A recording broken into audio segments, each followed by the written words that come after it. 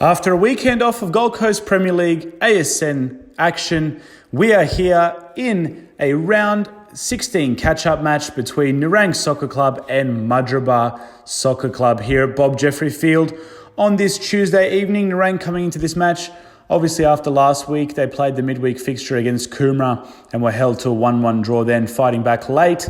And Mudgeeraba come into this clash, their last game played against Palm Beach at home, where they were equal with the Sharks until the 80th minute. And then obviously the game slipped away from them there, but they'll be hoping for another repeat solid performance here and hopefully to get not only 1 point, but possibly 3 points if luck falls their way.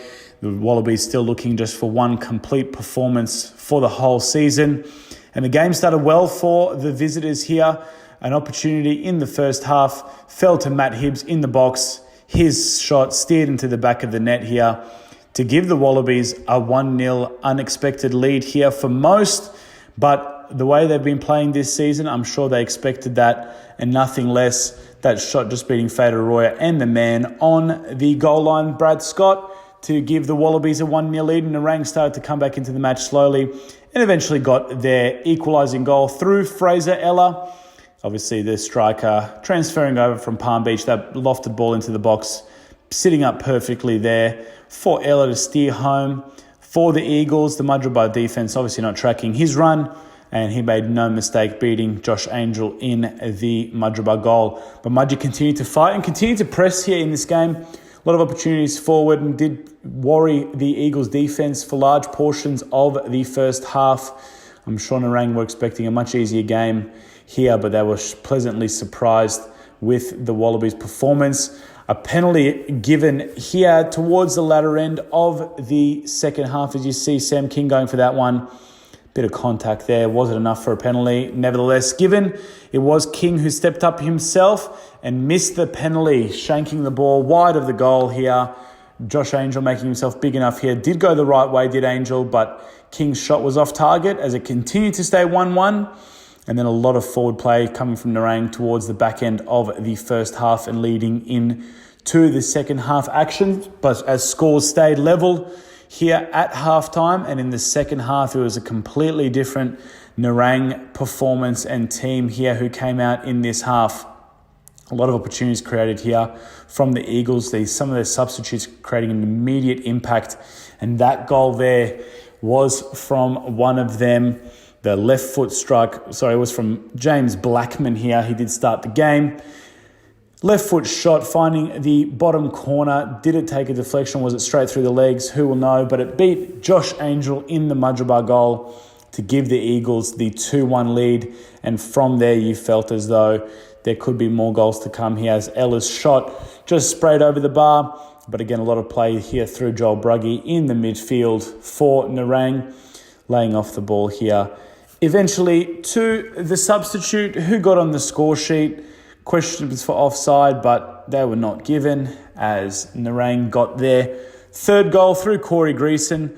Bruggy finding him there at the back post and the ball into the top corner for a 3-1 victory. And it did happen to get a bit worse for Mudgeeraba as Nerang started creating a lot more opportunities and getting in behind them quite repeatedly with a lot of forward movement.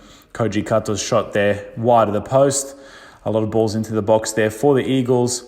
And eventually they would be rewarded for their actions. Mudgeeraba did have flashes, though, of some play that they possibly could have scored with, trying to catch Royer off his line here.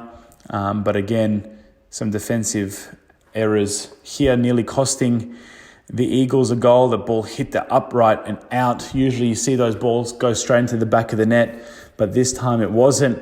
And again, those young Eagles who came in for a lot of suspended and missing players here for the Nerang side put their stamp on this game.